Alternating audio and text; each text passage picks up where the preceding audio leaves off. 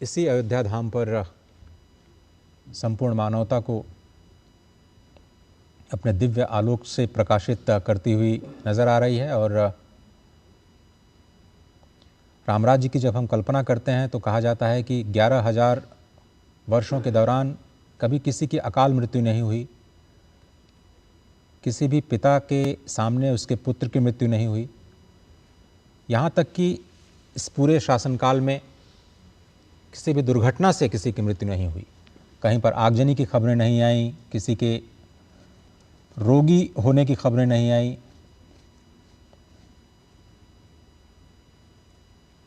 ये अद्भुत तस्वीरें आप देख रहे हैं सीधे श्री अयोध्या धाम से। प्रधानमंत्री नरेंद्र मोदी सबसे पहले उन्होंने दर्शन किए सप्त मंदिर के, उसके बाद माता अन्नपूर्णा, श्री शावतार श्री लक्ष्मण जी के मंदिर के दर्शन, राम दरबार में पूजा अर्चना, श्री रामलला के दिव्य मंदिर में पूजा अर्चना आरती का कार्यक्रम। और अब सभी लोग प्रतीक्षा कर रहे हैं आज के इस अभिजीत मुहूर्त की, जो कि करीब 12 बजे ये होगा। 12 बजे अभिजीत मुहूर्त सुनिश्चित होता है और अभिजीत मुहूर्त में ही प्रधानमंत्री नरेंद्र मोदी जनता जनार्दन के सम्मुख ध्वजारोहण करेंगे। 11:55 से लेके आगे के अभिजीत मुहूर्त में जो संयोग बना है, जो सुखद संयोग है, उसमें अभिजीत मुहूर्त में ही भूमि पूजन हुआ था, अभिजीत मुहूर्त में ही प्राण प्रतिष्ठा हुई थी और अभिजीत मुहूर्त में ही आज ध्वजारोहण हो रहा है। भगवान राम, श्री राम साक्षात धर्म के विग्रह माने जाते हैं। श्री राम जन्मभूमि तीर्थ क्षेत्र का जो ध्येय वाक्य है वो कहा गया है, रामो विग्रहवान धर्मः, और जो श्लोक है वो कहा गया है, रामो विग्रहवान धर्मः। श्री राम धर्म के साक्षात विग्रह हैं। साधु सत्य पराक्रमः, साधु हैं, सत्य शाश्वत हैं और पराक्रमी हैं। राजा सर्वस्व लोकस्य देवानाम इव वासवः, वे समस्त लोक के राजा हैं, सर्वस्व के राजा हैं, त्रिभुवन के राजा हैं, वैसे ही जैसे कि इंद्र देवताओं के राजा हैं। तो धर्म के मूर्त रूप में, पवित्र रूप में, साधु रूप में, सत्यवादी रूप में, सभी लोगों के राजा के रूप में, लोकनाथ के रूप में, मर्यादा पुरुषोत्तम के रूप में भगवान श्री राम का अवतरण इसी अयोध्या धराधाम पर हुआ और इसी अयोध्या धराधाम पर उनके जन्मस्थान पर दिव्य भव्य मंदिर का निर्माण हुआ। और आज उस संकल्प के सिद्धि के स्वरूप में ध्वजारोहण कार्यक्रम में प्रधानमंत्री नरेंद्र मोदी सम्मुख उपस्थित हैं। भगवान श्री राम के, जनता जनार्दन के, विशिष्ट अतिथियों के, अवधपुरवासियों के, और आज निश्चित तौर से वो अयोध्या जहाँ पर युद्ध नहीं होता, वह अवध जहाँ किसी का वध नहीं होता, एक स्वर्णिम अध्याय लिखने जा रहा है सांस्कृतिक उत्कर्ष के नए आयाम को। हमारी संस्कृति ही ऐसी है जो कहती है कि विजय केवल लोहे की नहीं, धर्म की रही धरा पर धूम, भिक्षु बनकर रहते सम्राट, दया दिखलाते घर घर घूम। यवन को दिया दया का दान, चीन को मिली धर्म की दृष्टि, मिला था स्वर्ण भूमि को रत्न, शील को सिंघल की भी सृष्टि। किसी का हमने छीना नहीं, प्रकृति का रहा पालना यही, हमारी जन्मभूमि थी यही, और हम नहीं आए थे कहीं। ये आर्यावर्त की भूमि, ये हिंद भूमि, ये हिंद देश, ये भारतवर्ष, ये आर्यावर्त निश्चित तौर से उस आर्य आर्ष संस्कृति का प्रतीक है। और उसी आर्य आर्ष संस्कृति के ध्वजवाहक के रूप में, भारत भारतीयता के संवाहक के रूप में, और उसी सांस्कृतिक पुनर्जागरण के नए अध्याय के रूप में यहाँ पर आज ध्वजारोहण हो रहा है भगवान श्री राम के दिव्य भव्य मंदिर के उत्तुंग शिखर पर। तपस्वी के रूप में, तेजस्वी के रूप में, तेजपुंज के रूप में, तेजोमय रूप में, त्याग, तप और तपश्चर्या के पर्याय के रूप में भगवान श्री राम जाने जाते हैं। मर्यादा पुरुषोत्तम के रूप में भगवान श्री राम जाने जाते हैं। आदर्श शासन की संकल्पना के रूप में भगवान श्री राम का शासनकाल रामराज जाना जाता है। और जहाँ पर कहा गया कि दैहिक दैविक भौतिक तापा राम राज नहीं काहू ही व्यापा सब नर रहें परस्पर प्रीति चल ही स्वधर्म निरत श्रुत नीति। सब स्वधर्म का पालन करते हुए, अपने धर्म का पालन करते हुए, अपनी मर्यादा का पालन करते हुए धर्म की स्थापना, धर्म जिसे कि हम धारण करते हैं, धर्म जो कि मर्यादा स्वरूप है, धर्म जो कि विश्व बंधुत्व और समाज कल्याण के मूल शाश्वत मूल्यों को समेकित किए रहता है, धर्म जो कि सर्व कल्याण और लोकमंगल का पर्याय है, उसी धर्म का अनुसरण करते हुए भगवान श्री राम ने पूरे विश्व संस्कृति के सामने विषय में अधिक आलोचना करबा आम सहित ऑनलाइन रे जोड़ी होचंते संस्कृति गवेषक डॉक्टर हरिहर कानून को आपन को आलोचना को स्वागत। जो भाव में पूरा उत्सव मुखर हो पड़ी अयोध्या नगरी, कारण से दिव्य मुहूर्त को अपेक्षा रही 22 फुट्र धर्म ध्वजा उत्तोलन करेंगे प्रधानमंत्री। ये धर्म ध्वजा को नहीं आपणकर मतामत कौन रही सर? जय जगन्नाथ, जय श्री राम। आज जो महान कार्यक्रम हाथ को ध्वजा लगी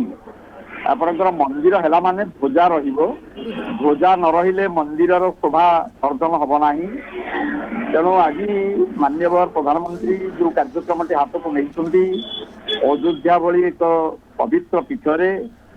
जो मर्यादा पुरुषोत्तम श्री रामचंद्र जो भव्य मंदिर निर्माण होपर आज ध्वजा लगी हम एवं जो ध्वजा गोटे बृहत ध्वजा बृहत पताका जोड़ाक आम पतित पावन बाना बोली कहूचे देवता जो बाना लगे सेटा हूँ रक्षा कवच पतित मान को तारण करने से बाना श्रद्धालु असंख्य लक्ष लक्ष कोटि कोटि श्रद्धालु भक्तंकर मनस्कामना पूरण निमंते जो बानाटी अयोध्यार श्रीरामचंद्र मंदिर चूड़ारे जो लगी आज हम ता निश्चित भाव एक पूर्णांग कार्यक्रम बोली, कारण ध्वजा पताका हूँ पापी मान को तारिबार एक माध्यम एक पताका एवं जो पताका को दर्शन कले मुक्ति मोक्ष निर्वाण मिले बोली आमर सनातन धर्म रे हिंदू धर्म रे उल्लेख रही। तेणु जो धर्मशास्त्र अनुसार आज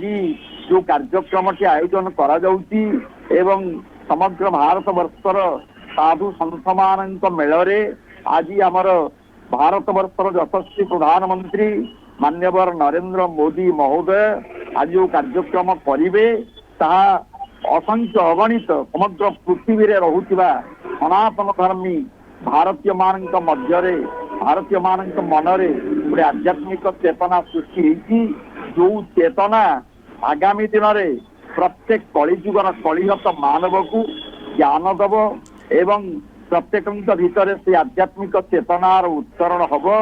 जो मर्यादा पुरुषोत्तम मर्यादा रक्षा निमंते एक पत्नी व्रत धारण करते अर्थात एकमात्र पत्नी को ग्रहण करी से जो मर्यादा रक्षा करते सामाजिक मर्यादा आत्म मर्यादा पारिवारिक मर्यादा वंश मर्यादा रक्षा करते त्रेता जुगरे तांकर कली जुगरे जो भव्य मंदिर निर्मित होती से मंदिर आज अल्प समय पर आज ध्वजा लगी हम ध्वजा लगी है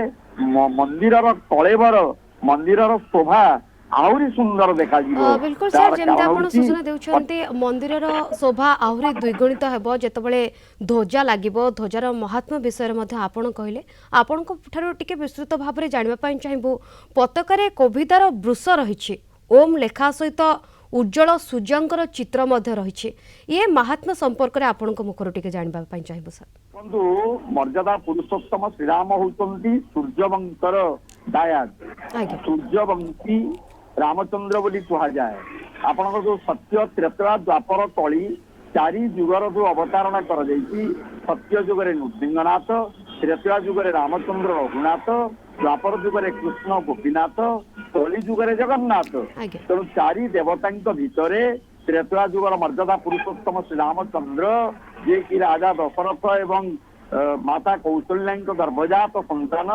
से एभली भाव में जन्म होते एभली भाव में समग्र मानव जाति को जो ज्ञान देते से ज्ञान पटांतर नहीं से ज्ञान तुलना नहीं एवं जो ध्वजा ଲାଗି ମନ୍ଦିର ପବିତ୍ର ହୁଏ। ମନ୍ଦିରର ଯୋଉ କଳେବର, ମନ୍ଦିରର ଯୋଉ ବାହ୍ୟ ଶୋଭା ପତାକା ଲାଗି ହେଲା ପରେ ହୁଏ।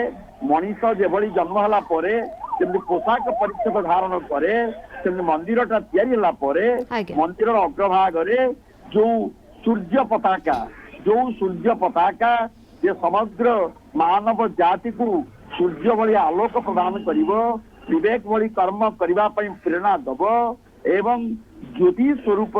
ଯୋଉ ଦୀପଟିଏ ଯେମିତି ଅନ୍ଧକାରକୁ ଦୂର କରି ସେ ଅଞ୍ଚଳକୁ ଆଲୋକିତ କରେ, ଜ୍ୟୋତି ସ୍ୱରୂପ, ପ୍ରଜ୍ଞା ସ୍ୱରୂପ, ବିବେକର ସ୍ୱରୂପ ଯୋଉ ପତାକା, ଯୋଉ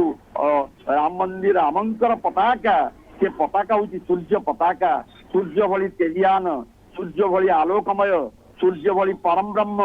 ସୂର୍ଯ୍ୟ ଭଳି ସମଗ୍ର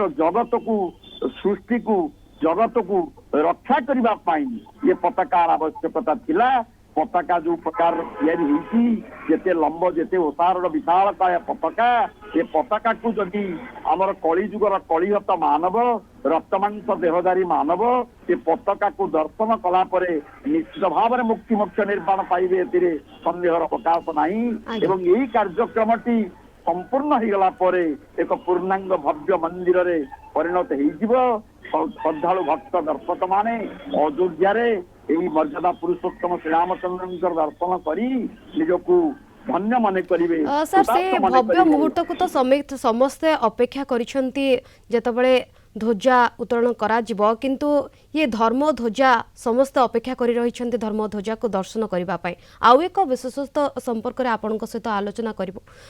ପ୍ରଧାନମନ୍ତ୍ରୀ ସପ୍ତ ମନ୍ଦିର ମାତା ଅନ୍ନପୂର୍ଣ୍ଣା ମନ୍ଦିର ଦର୍ଶନ କରିଛନ୍ତି, କିନ୍ତୁ ପତାକା ଉତ୍ତୋଳନ କାର୍ଯ୍ୟକ୍ରମ ଶ୍ରୀରାମ ଏବଂ ମାତା ସୀତାଙ୍କର ବିବାହ ପଞ୍ଚମୀରେ ଅନୁଷ୍ଠିତ ହେଉଛି। ଏହାର ବିଶେଷତ୍ୱ କ'ଣ ସାର୍? ଦେଖନ୍ତୁ, ସତୀସାଧ୍ୱୀ ମାତା ସୀତା ଦେବୀ ହଉଛନ୍ତି ମର୍ଯ୍ୟାଦା ପୁରୁଷୋତ୍ତମ ଶ୍ରୀରାମଚନ୍ଦ୍ରଙ୍କର ଧର୍ମପତ୍ନୀ। ଅନ୍ନପୂର୍ଣ୍ଣା ହଉଛନ୍ତି ସ୍ୱୟଂ ସୀତା। ମାତା ଲକ୍ଷ୍ମୀ ଯେମିତି ମହାଲକ୍ଷ୍ମୀ, ମହାସରସ୍ୱତୀ ଏବଂ ଶ୍ରୀଦେବୀ ମହାଶକ୍ତିଙ୍କର ସ୍ୱରୂପିଣୀ ହଉଛନ୍ତି ଜଗଜ୍ଜନନୀ ମା ସୀତା ଠାକୁରାଣୀ। ତେଣୁ ସୀତା ଠାକୁରାଣୀ ହଉଛନ୍ତି ଶକ୍ତିର ସ୍ୱରୂପୀ, ଶକ୍ତିର ଆଧାର। ତେଣୁ ମାତୃଶକ୍ତି ହଉଛି ଶ୍ରେଷ୍ଠ ଶକ୍ତି। କଳିଯୁଗରେ ମାତୃଶକ୍ତିର ପରାଭବ, ମାତୃଶକ୍ତିର ପ୍ରତିଷ୍ଠା ହେଲେ ଲୋକ ଆଉ ଦୁଃଖରେ ରହିବ ନାହିଁ, ଶୋକରେ ରହିବ ନାହିଁ, ଜରା ବ୍ୟାଧି ଭୋଗ କରିବେ ନାହିଁ। ତେଣୁ ଅନ୍ନପୂର୍ଣ୍ଣା, ସ୍ୱୟଂ ଅନ୍ନପୂର୍ଣ୍ଣାଙ୍କ ଭଳି ସୀତାଦେବୀଙ୍କର ଯୋଉ ମନ୍ଦିର ରହିଛି, ସୀତାଦେବୀଙ୍କୁ ଦର୍ଶନ କରି, ମାତୃଶକ୍ତିକୁ ଦର୍ଶନ କରି, ମହାଲକ୍ଷ୍ମୀ, ମହାକାଳୀ, ମହାସରସ୍ୱତୀ, ତ୍ରିଶକ୍ତିର ସ୍ୱରୂପିଣୀ ତ୍ରେତୟା ଯୁଗର ମା ସୀତା ଠାକୁରାଣୀଙ୍କୁ ଦର୍ଶନ କରି, ଅନ୍ନପୂର୍ଣ୍ଣାଙ୍କ ପାଖରେ ନତମସ୍ତକ ହେଇକି ପ୍ରଣାମ କରି, ଆମର ସନ୍ଥ ଜଣେ ମହାପୁରୁଷ କହିଲେ ଭୁଲ ହବ ନାହିଁ, ଯିଏକି ମାନ୍ୟବର ପ୍ରଧାନମନ୍ତ୍ରୀ, ଯଶସ୍ୱୀ ପ୍ରଧାନମନ୍ତ୍ରୀ ଯିଏକି ନରେନ୍ଦ୍ର ମୋଦୀ ମହୋଦୟ ଆଜି ଯୋଉ କାର୍ଯ୍ୟକ୍ରମ କରୁଛନ୍ତି, ତାଙ୍କ ଭିତରେ ଯୋଉ ଆଧ୍ୟାତ୍ମିକ ଚେତନା ରହିଛି, ତାଙ୍କ ଭିତରେ ଯୋଉ ଧର୍ମ ଭାବ ରହିଛି, ଆଧ୍ୟାତ୍ମିକ ଭାବ ରହିଛି, ନିଷ୍ଠାର ସହିତ, କାଷ୍ଠାର ସହିତ ଏବଂ ଆଧ୍ୟାତ୍ମିକ ଚେତନାର ସହିତ ଯୋଉ କାର୍ଯ୍ୟକ୍ରମ ସେ କରୁଛନ୍ତି, ତାହା ଜଗତର ମଙ୍ଗଳ ପାଇଁ, ଭାରତବର୍ଷର ବିକାଶ ପାଇଁ, ବିକଶିତ ଭାରତବର୍ଷର ଯୋଉ ସ୍ୱପ୍ନ ଦେଖିଛନ୍ତି ତାହା ସଫଳ ହବାକୁ ଯାଉଛି। କାରଣ ଧର୍ମର ମାର୍ଗ ହଉଛି ସତ୍ୟ ପଥର ମାର୍ଗ। ତେଣୁ ସତ୍ୟ ପଥେ ଧର୍ମ ପଥେ ଘେନି ଯାଅ ମୋତେ, ଭସାଅ ପରାଣ ମୋର ଧର୍ମ ପ୍ରେମ ପଥେ, ପ୍ରେମ ପଥେ। ତେଣୁ ସତ୍ୟର ପଥ ହଉଛି ଧର୍ମ ପଥ, ନ୍ୟାୟର ପଥ। ଯୋଉ ଧର୍ମର ଧ୍ୱଜା, ଧର୍ମର ପତାକା ଆଜି ଉଡେଇଲେ ସମଗ୍ର ମାନବ ଜାତି, ଭାରତୀୟ ମାନଙ୍କ ଭିତରେ এই আধ্যাত্মিক চেতনার যে উত্তরণ ঘটিব এতে তিলে মাত্র সন্দেহর অবকাশ নাই। বিলকুল স্যার, সেই উৎসব মুখর পরিবেশকু সমস্তে দেখুଛନ୍ତି ভব্য নয়ନରେ, ତା ସହିତ ସମସ୍ତେ ମଜି ଯାଇଛନ୍ତି ଶ୍ରୀରାମଙ୍କ ନାମ କୀର୍ତ୍ତନରେ, କିନ୍ତୁ ସେଇ ଭବ୍ୟ ମୁହୂର୍ତ୍ତକୁ କୋଉଠି ନା କୋଉଠି ସେ ସମସ୍ତଙ୍କର ଅପେକ୍ଷା ରହିଛି ଯେତେବେଳେ ଧର୍ମ ଧ୍ୱଜା ଉଡ଼ିବ ଏବଂ ସେଇ ଭବ୍ୟ ସମାରୋହ ଦର୍ଶନ ପାଇଁ ପ୍ରତ୍ୟେକଟି ଭକ୍ତଙ୍କ କଥା କୁହନ୍ତୁ, ମୁନି ଋଷିଙ୍କ କଥା କୁହନ୍ତୁ, ସାଧୁ ସନ୍ଥଙ୍କ କଥା କୁହନ୍ତୁ, ବିଶିଷ୍ଟ ଲୋକମାନଙ୍କ କଥା କୁହନ୍ତୁ, ସମସ୍ତେ ଅପେକ୍ଷା କରିଛନ୍ତି। ନିଶ୍ଚୟ ଧର୍ମର ଧ୍ୱଜା ଯୁଗେ ଯୁଗେ ଅଛି, ଯୁଗେ ଯୁଗେ ରହିଛି, ଯୁଗେ ଯୁଗେ ରହିଥିବ। ଭାରତ ବର୍ଷ ହଉଛି ପବିତ୍ର ଭାରତ ବର୍ଷ, ସାଧୁ ସନ୍ଥ ମାନଙ୍କର ଦେଶ, ଆଧ୍ୟାତ୍ମିକ ଚେତନାର ଦେଶ। ସେଇଥିପାଇଁ ଅଖଣ୍ଡ ଭାରତ ବର୍ଷ आहुरी दृढ़ हम आहुरी प्रगतिशील हम भारत वर्ष को कौन वैदेशिक शत्रु आक्रमण कले पारे नहीं तेणु अयोध्या राम मंदिर सृष्टि भारतीय भितर एकता भाव सृष्टि कर धर्म भाव सृष्टि कर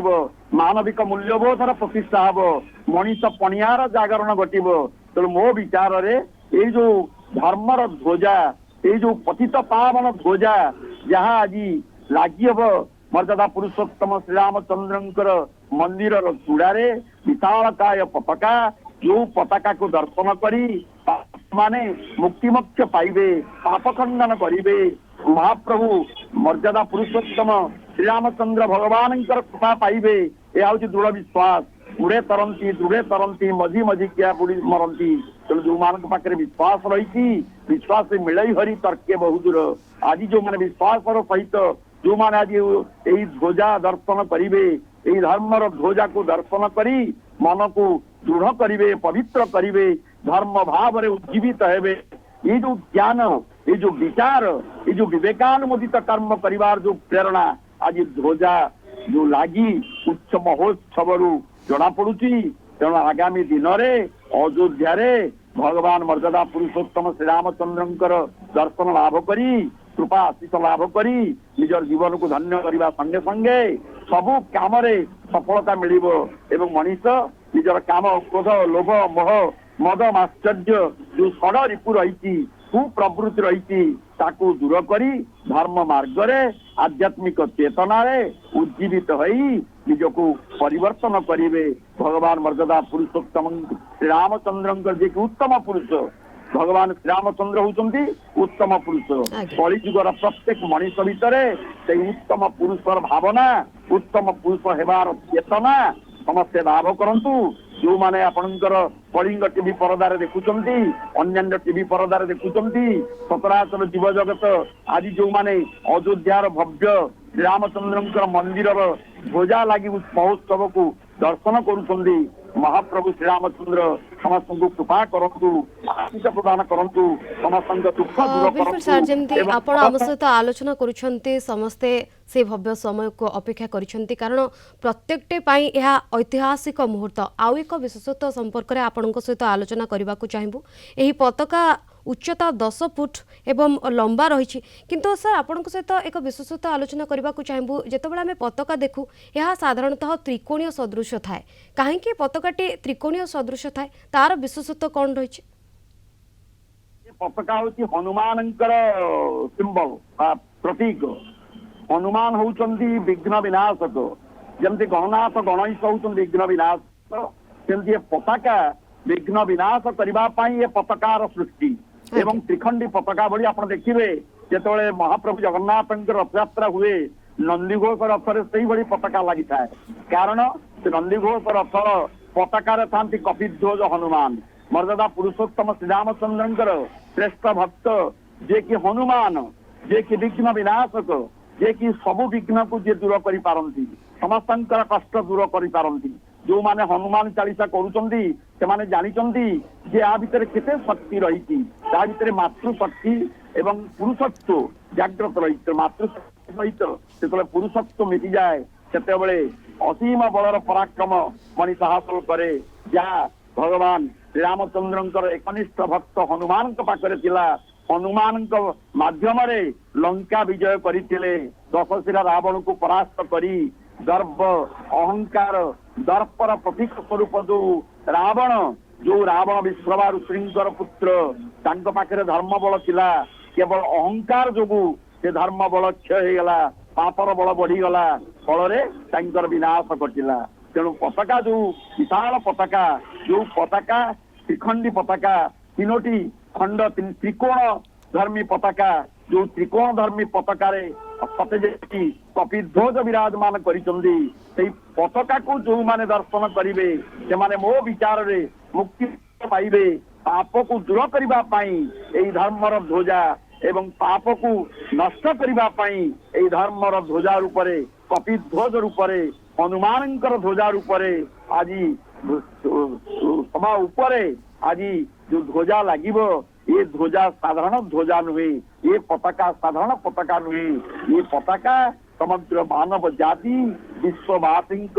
मन को परिवर्तन करने पाप दूर करी पुण्य अर्जन करने पुण्य प्रकट करने ये ध्वजार सृष्टि ये ध्वजा लगी होची कारण ये ध्वजा साधारण ध्वजा नुहे ये ध्वजा मानव जातिर सुरक्षा समृद्धिर ध्वजा एवं ये अर्थात ध्वजा सर ये ध्वजा मानव जातिर सुरक्षार ध्वजा सहित भगवान श्री रामंकर तेज वीरत्व एवं राम राज्यर आदर्श को प्रतिपादित करुथिबा ध्वजा।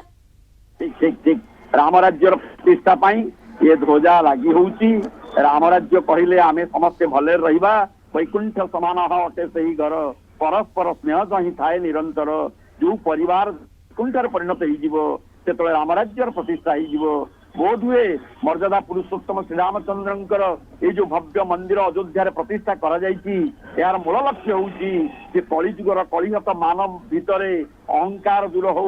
काम क्रोध लोभ मोह मद माश्चर्य षड रिपु रही कुप्रवृत्ति रही तार विनाश हो राम राज्यर प्रतिष्ठा हो जो राम राज्य रे समस्ते भले रहिबे समस्ते सुखर रहिबे परिवार भितर कलह हब नाही भाई भाई रे कली हब नाही भाई भौणी भितर कली हब नाही माँ पुओ भितर कली हब नाही बाप पुओ भितर कली हब नाही ये जो ज्ञान ये हूँ राम राज्य ज्ञान प्रतिष्ठा राम राज्य प्रतिष्ठा हेले ताले भव्य मंदिर जो अयोध्या रही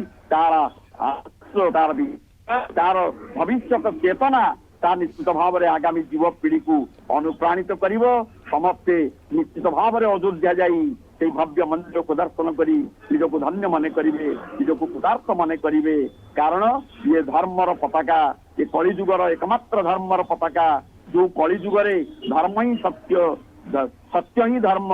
एवं नीति नियम निष्ठा ये तीन करे प्रतिष्ठा जो माने नीति नियम निष्ठा रहिबे से माने प्रतिष्ठा लाभ करिवे से माने भगवान प्रत्यक्ष कृपा आशीर्वाद लाभ करिवे ये हूँ ज्ञान ये हूँ विचार आज कलिजुगरे कलिहत मानव अर्थ क्षमता प्रतिपत्ति रे अहंकार होइकरी अहंकार धरा को पराज्ञान करी निजको बड़ भावुची तेणु एथिरु शांत रहिबा पई अयोध्या भव्य मंदिर प्रतिष्ठा एवं ध्वजा लगी या निश्चित भाव में आमको ज्ञान दौची ये हूँ विचार ज्ञान कारण एडे बड़ स्वर्णमयी लंका ध्वंस होगला कहीं ध्वंस होगला गर्व अहंकार ता भीतर थिबारु अति गर्वे हत लंका अति माने तो कौरवा अति दानेर बलिर्बद्ध अति सर्वत्र गहिरतम तेणु अतिटा भारी खराब तेणु जदि स्वर्णमयी लंका केवल दर्प अहंकार गर्व बल ध्वंस होगला तेणु गर्व कहार भगवान रखी ना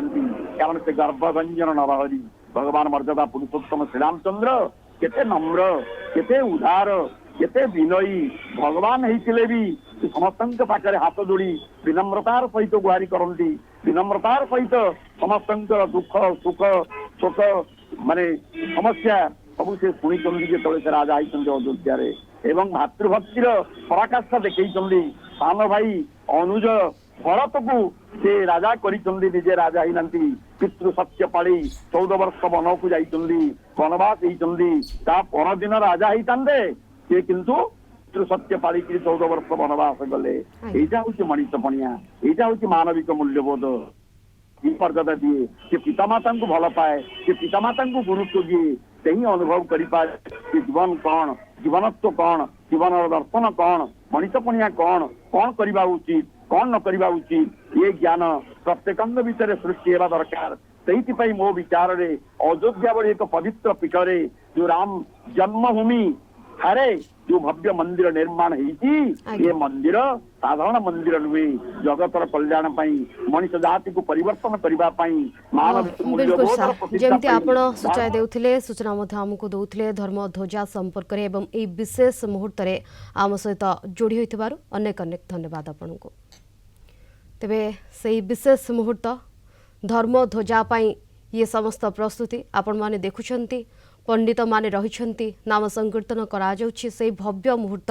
टीवी स्क्रीन माध्यम रे आपण माने देखुछंती अयोध्या राम मंदिर रे धर्म ध्वजा पुनः स्थापना से चित्र आपण माने देखुछंती ये भव्य मुहूर्त राम मंदिर रे धर्म ध्वजा स्थापन करा जायछि। स्वतंत्र पूजा अर्चना पर ध्वजारोहण कले प्रधानमंत्री। ये विशेष मुहूर्त आपण माने टीवी स्क्रीन में देखुछंती। ये भव्य मुहूर्त ऐतिहासिक मुहूर्त बोली कहि परिबा। राम मंदिर रे धर्मर ध्वजा स्थापन करा जायछि। राम मंदिर रे धर्मारोहण कले प्रधानमंत्री नरेंद्र मोदी। स्वतंत्र पूजा अर्चना करा जायतला। पूजा अर्चना पर धर्मारोहण करिसेंती प्रधानमंत्री। किंतु ये विशेष मुहूर्त बोली कहि परिबा, ऐतिहासिक मुहूर्त बोली कहि परिबा। ये मुहूर्त को समस्त अपेक्षा करथिले।